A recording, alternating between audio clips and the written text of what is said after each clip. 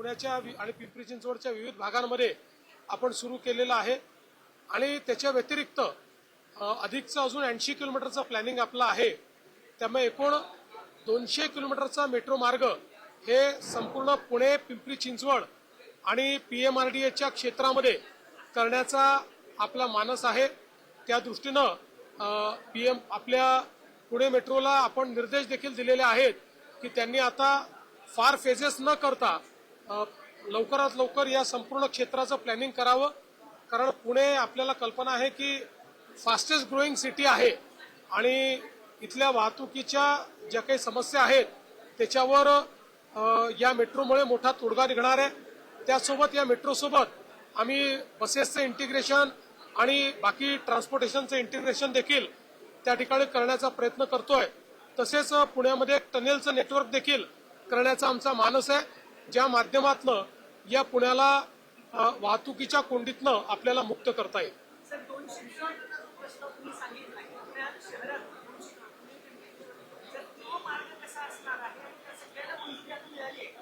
हे वेगवेगळे मार्ग आहेत। याच्यातले 55 किलोमीटरचं काम पूर्ण होत आहे, जवळपास 55 किलोमीटरचं काम सुरू आहे आणि 80 किलोमीटर हे प्लॅनिंग मध्ये आहे।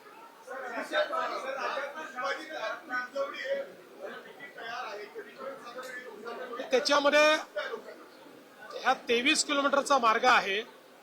11 किलोमीटरचा जो मार्ग आहे हा मे मध्ये पूर्ण होतोय। उरलेले 12 किलोमीटर हे जुलैमध्ये पूर्ण होत आहे।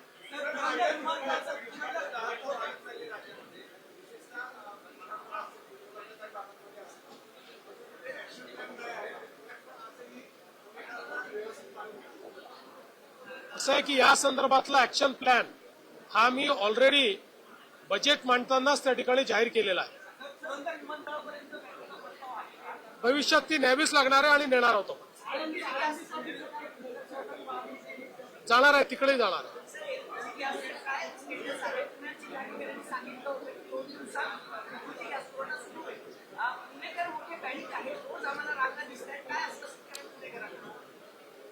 मला असं वाटतं की कोणीही रांगा लावायची आवश्यकता नाही। वारंवार सांगितलं जात आहे की गॅसची कमतरता नाही। जाणीवपूर्वक राहुल गांधी आणि काँग्रेस पक्षाचे नेते या ठिकाणी लोकांमध्ये भीती तयार करतायत आणि त्या भीतीपोटी लोक रांगा लावतात। कोणीही रांगा लावायची आवश्यकता नाहीये। आवश्यक तेवढा गॅसचा पुरवठा आपल्याकडे आहे।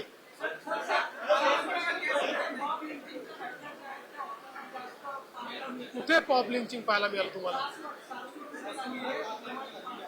मी माहिती घेऊन बोलेल, माझ्याकडे माहिती नाही।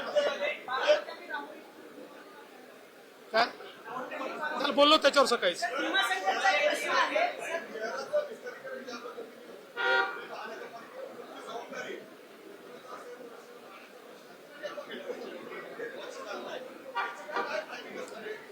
आता महानगरपालिकेमध्ये बॉडी आलेली आहे।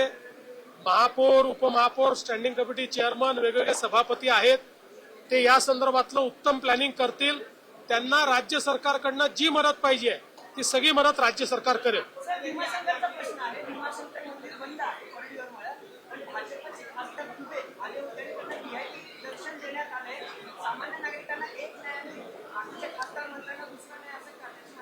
नाही, मला काही माहिती नाही या संदर्भात। पहिल्यांदाच तुमच्याकडनं हे ऐकतोय।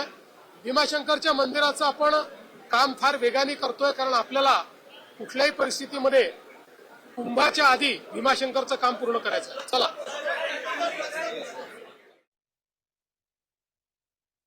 मुख्यमंत्री देवेंद्र फडणवीस बोलत होते। पुण्याला प्रदूषण मुक्त करायचं संविधान यावेळी फडणवीसांनी केलंय।